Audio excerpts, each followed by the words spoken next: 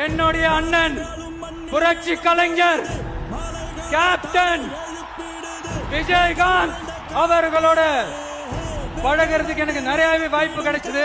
அவரும் இந்த மதுரை மண்ணை சேர்ந்தவர் தானே, அவரை மறக்க முடியுமா? தம்பின்ற எண்ணத்துல தான் பேசியிருக்காரு. அவர் எப்ப அண்ணன்னாரு, அவர் நான் எப்பவுமே சொல்றேன் அவர் எங்க வீட்டு பையன் தான் சொல்லிட்டு இருக்கேன். சரிங்களா, அவர் அண்ணன்னா அவரு தம்பி, எங்களுக்கு எங்க தம்பி. அவர் இன்னும் நேத்து இல்லைங்க, இது இன்னைக்கு அரசியலுக்கு வந்ததுனால அண்ணன் தம்பி விஜய் அப்படின்னு வருது. அது ஆக்சுவலி அது கிடையாது. அது பல வருஷமாக கேப்டன் சினிமா துறையில் காலடி வைத்ததுல இருந்து இன்றைக்கு வரைக்கும் அந்த நட்பு அப்படியே தொடருது. அதனால விஜயுடைய படத்துக்கு கூட கேப்டனுடைய அந்த ஏஐ யூஸ் பண்ணாங்க, தாராளமாக யூஸ் பண்ணுங்கன்னு நம்ம சொன்னோம்.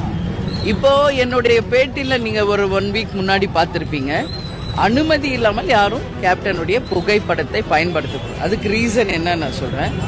கேப்டன் எம்ஜிஆரை மானசீக குருவாக ஏற்றுக்கிட்டார். அது மாதிரி விஜய் சொல்லட்டும், அப்புறமா இப்போ சொல்லியிருக்காரு அண்ணன்னு. இப்போ நம்ம அதை பற்றி நம்ம பரிசீலிக்கலாம். சரிங்களா, அதனால இன்னைக்கு அவர் அண்ணன் சொல்றப்போ நான் அவரை தம்பியா நினைக்கிறேன்.